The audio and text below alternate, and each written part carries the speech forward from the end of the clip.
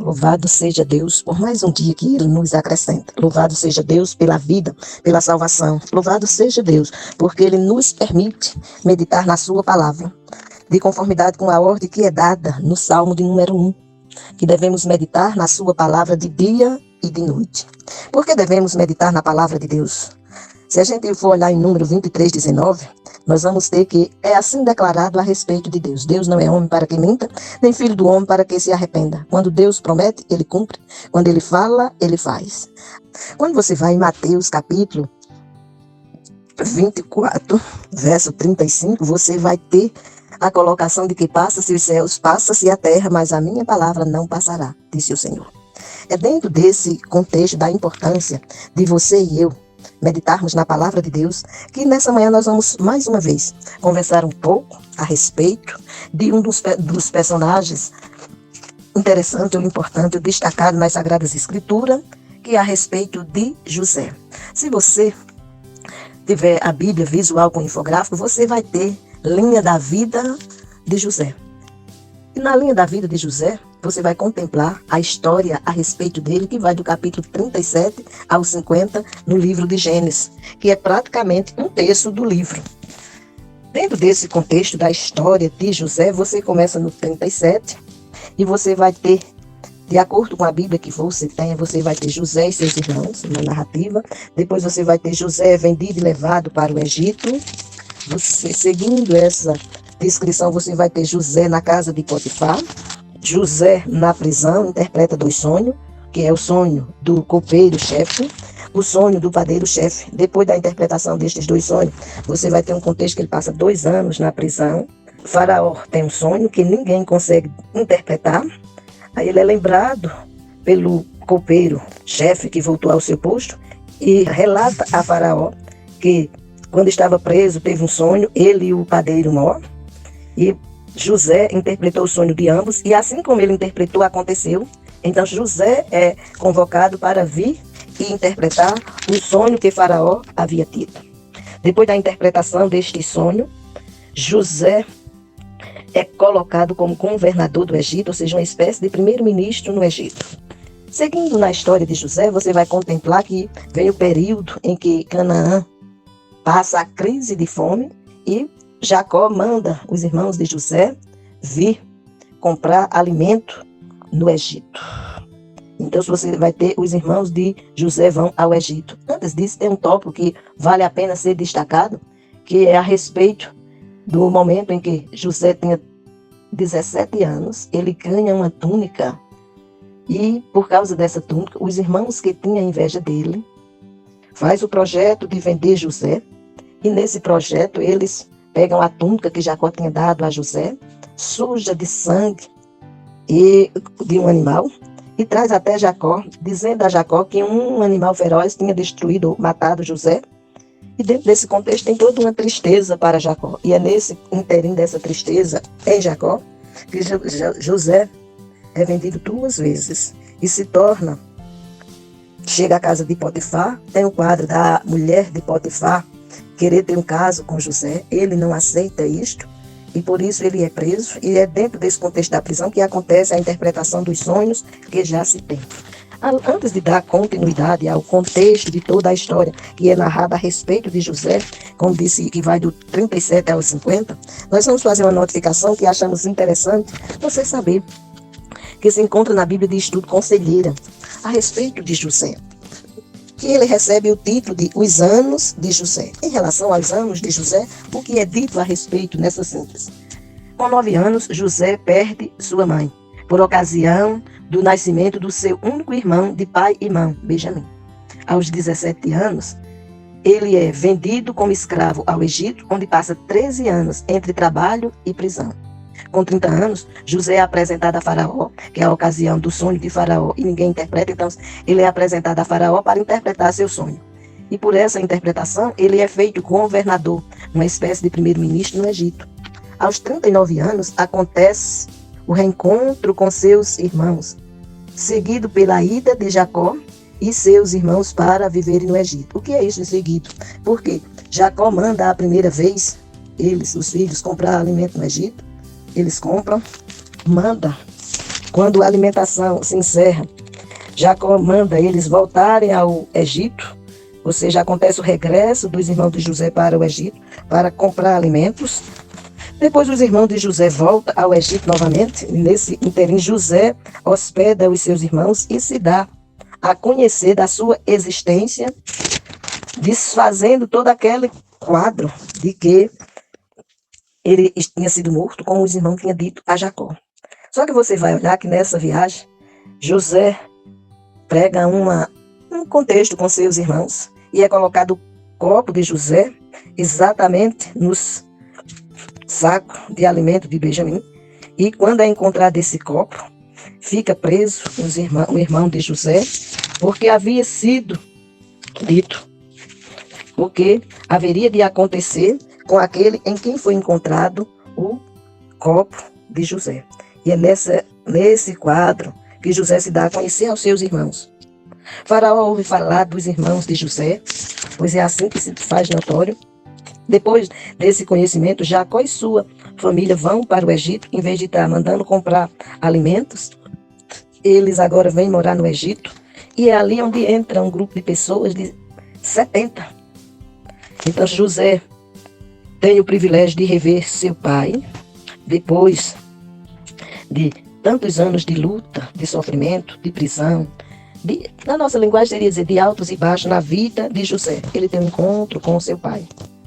Então Jacó, que é reconhecido como Israel, é apresentado a Faraó, e assim vai se dando a história de José. José compra toda a terra do Egito para Faraó. Você vai contemplar que Jacó fica doente. Aí você vai ter no capítulo 48, Jacó abençoa José e os seus filhos, que são 2. Depois vem as bênçãos proféticas de Jacó para seus 12 filhos. E depois desse contexto das bênçãos, aí vem a morte e o sepultamento de Jacó no Egito. E você pode dizer, mas a história não é de José? Mas é exatamente dentro desse quadro que José passa, que você vai contemplar José, aquele que consola seus irmãos. Dentro desse contexto, você vai contemplar ainda na história de José, que depois dos 39 anos de idade, quando José tinha por volta de 55 anos, falece o seu pai. Então, se ele teve o privilégio de viver com o pai, dos 39 anos até os 55, depois disso, da morte de Jacó, então continua vivendo no Egito, onde ele morre no Egito. Isso com mais 55 anos de vivência, que José morre aos 110 anos. Queremos enfatizar que quando a gente fala de todas essas datas a respeito de José, algumas idades são informadas pela Bíblia, como pode ser visto os próprios textos, e outras são estimadas a partir das narrativas. É quando se diz provavelmente que isso aconteceu em tal data. Mas quando a gente quer conhecer mesmo de José em todo o seu trajeto, a gente deve ler todos os capítulos que vão do 37 ao 50. E dentro desse contexto, nós estamos citando todos os títulos que se encontram nas Bíblias a respeito de José, para que se tenha o conhecimento da sua história. Quando você olha dentro desse contexto, você pode destacar de você dizer assim. Você poderia dar um título a esses capítulos: História ou Vida de José, filho de Jacó, que é o 11º filho. Depois dele, ele filho de quem? Filho de Jacó com Raquel. Quando você olha para esse nascimento, você vai contemplar que é em José que a esterilidade de Raquel é vencida e mudado o quadro de sua história. Quando você olha para o nome de José, se você disser qual é o significado que tem o seu nome, o nome de José provavelmente significa que Deus acrescente-lhe. Então, esse é o nome dado por sua mãe, e é esse nome que deixa transparecer que ela espera ter outros filhos, que na realidade só vai acontecer depois de 9 anos da idade de José, o nascimento de o seu irmão Benjamim, que é o segundo e último filho de Raquel, porque no nascimento de Benjamim que sua mãe morre. Então você vai contemplar que o nascimento de Jacó traz a primeira grande tristeza de Jacó, não, de Benjamim, corrigindo, para José, que é a perda de sua mãe. Mas depois disso começa a mudar o quadro da história de José, porque José é vendido. Mas se você tiver a curiosidade de saber, e quando foi que nasceu José? Onde é que narra o nascimento de José?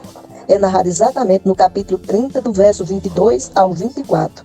Depois disso, ele nasce na terra de Labão, seu avô, porque seu pai morava lá.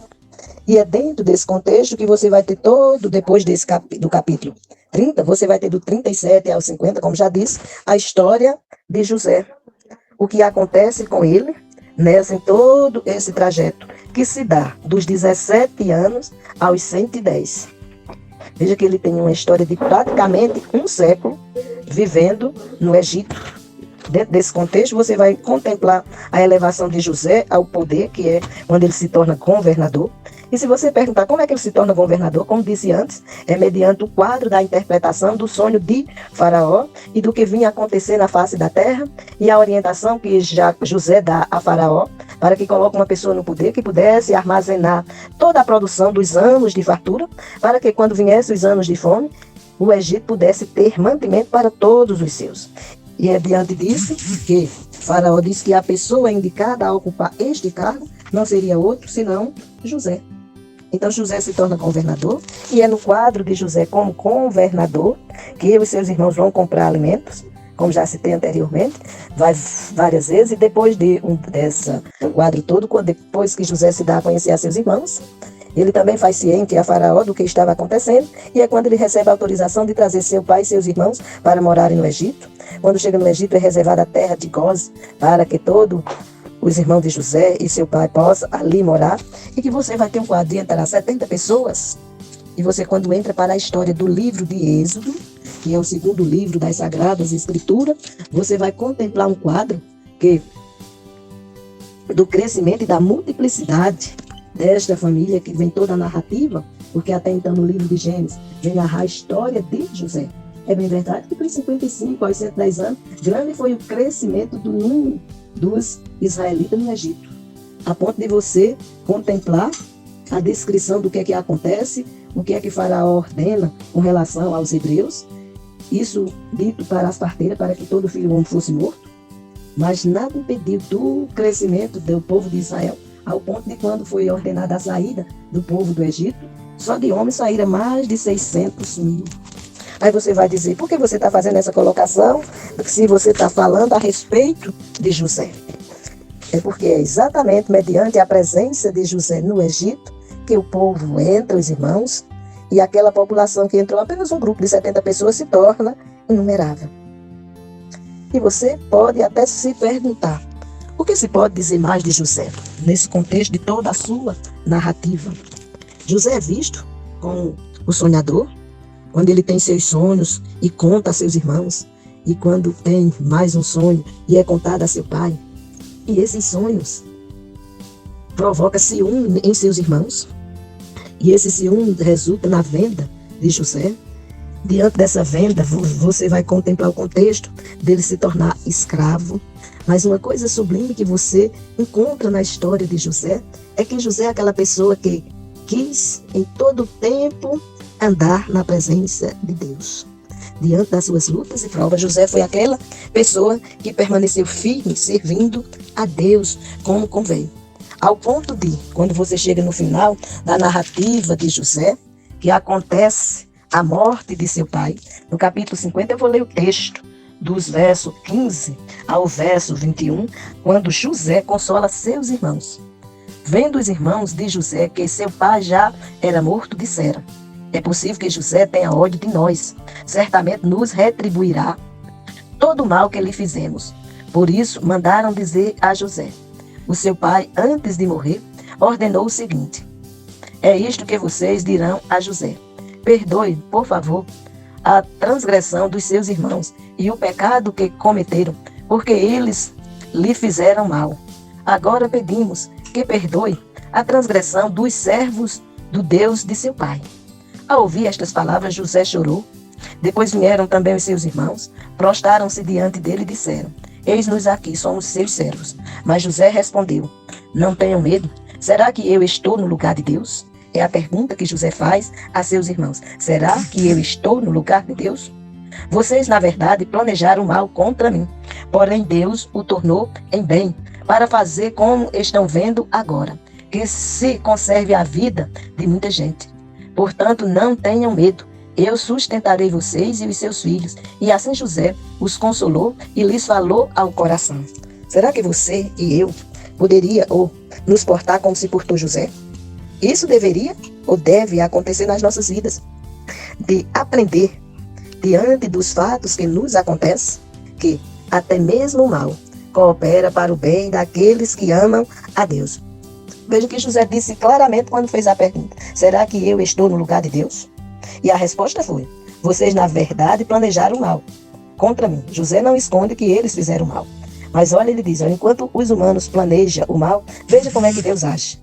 Porém, Deus o tornou em bem, para fazer como estão vendo agora, que se conserve a vida de muita gente. Você tem sido instrumento nas mãos do Senhor para que muitas vidas venham ser conservadas? Você tem anunciado as boas novas de salvação, como diz as Escrituras em Isaías 52, 7, quão formosos são os pés daqueles que anunciam as boas novas de salvação. Você tem lançado perdão, como fez José em relação a seus irmãos? O que você tem feito nessa caminhada? Você tem exaltado e glorificado a Deus? Em Isaías capítulo 43, 7, Deus usa o profeta para nos dizer que ele nos criou para a sua glória. Eu os formei e fiz, diz o Senhor. E você tem motivos inúmeros, ou inúmeros motivos, para glorificar a Deus. Quando você olha na palavra de Deus, em 1 Coríntios 10, 31, o apóstolo Paulo, orientando a igreja em Corinto, diz: olha, quer comais, quer bebais, quer façais qualquer outra coisa, fazei tudo para a glória de Deus. Escrevendo para a igreja em Tessalônica, ele diz que o Senhor espera que façamos assim, ó, em Tessalonicenses 5, 18, no primeiro. Em tudo dai graça, porque esta é a vontade de Deus em Cristo Jesus, o Senhor. Você pode até estar se perguntando: mas você não está falando, né, de José? José não encontra-se na história do Antigo Testamento? É verdade. A história de José se encontra no Antigo Testamento, exatamente no primeiro livro da Bíblia, que é em Gênesis. Toda a sua história, como já diz, vai do capítulo 37 ao 50, tendo a inclusão do capítulo 30, os versos que falam a respeito do seu nascimento. E aí você vai contemplar toda a história de José. Mas quando você contempla, fechando o livro, no capítulo 50, eu li do verso 15 ao 21, que fala a respeito de mais uma ação brilhante de José em relação a seus irmãos. Ele que tinha o poder nas mãos, que poderia se vingar de seus irmãos pelo que lhe fizera. Ele mostrou, foi aos irmãos, que tudo que lhe acontecera teve a mão soberana de Deus, que fez com que ele fosse visto, fosse notado, fosse exaltado. E aí me faz lembrar o que o apóstolo Pedro diz em 1 Pedro, capítulo 5, verso 6, em que Pedro nos ensina que devemos nos humilhar perante a potente mão do Senhor e no devido tempo ele vos exaltará. Era isso que José fazia. José exaltava e bendizia o nome do Senhor, independente do quadro que estivesse enfrentando. Quando esteve diante da perseguição da esposa de Potifar, ele foge de lá para não ofender ao Senhor. A seu Senhor, que seria Potifar, mas principalmente a Deus. Quando ele está na prisão, ele é aquele instrumento usado por Deus para interpretar os sonhos, sonho do copeiro, sonho do padeiro, e depois de 2 anos interpretar o sonho de Faraó. E é diante desta realidade que Deus mostra que até mesmo o mal, ele redunda em bênção. Foi assim que aconteceu na vida de José. Aí José diz: olha, diante dessa realidade, não tenham medo, eu sustentarei vocês e seus filhos, disse José a seus irmãos. O que é que você tem dito aos que lhe cercam? Seja seu pai, seja sua mãe, seja irmãos, seja demais parentes, amigos, o que é que você tem dito a respeito de Deus para eles? Mas antes de você dizer a qualquer pessoa, como é que você tem se apresentado diante de Deus? Como filho ou como criatura? Porque se você olha no Evangelho de João, no capítulo 1, versos 11 e 12, esse texto deixa bem claro que uns são filhos e que outros são criaturas. Pois o texto diz assim a narrativa, que ele, Jesus, veio para que era seu. Quem eram os seus? Os judeus. E os seus não receberam. Mas a todos quanto o receberam, deu-lhes o poder de serem feitos filhos de Deus, a saber, os que creem no seu nome. Receber Jesus não é por vista. Receber Jesus se dá por fé. E quando se fala de fé, você vai contemplar em Hebreus capítulo 11, que tem a definição da fé, que a fé é o firme fundamento das coisas que se espera e a convicção de fatos que se não vê. E no verso 6 desse mesmo capítulo, a palavra nos mostra que ninguém se aproxima de Deus se não for por fé. Por isso eu te falei um pouco a respeito da história de José, para que você possa perceber que a vida daquele que teme ao Senhor não é só flores, tem altos e baixos, mas quando se permanece firme na presença de Deus, isto pela fé, esse será mais do que vencedor. José venceu todas as lutas porque esteve na dependência de Deus. Você também pode vencer as suas lutas se estiver na dependência de Deus. E a maior luta que o ser humano enfrenta é a luta de ser escravo do pecado. Mas o Senhor Jesus nos diz: conhecereis a verdade e a verdade vos libertará. Está lá em João 8, capítulo 8, versículo 32. Conheça esta verdade e seja liberto em Cristo Jesus. Que Deus te abençoe.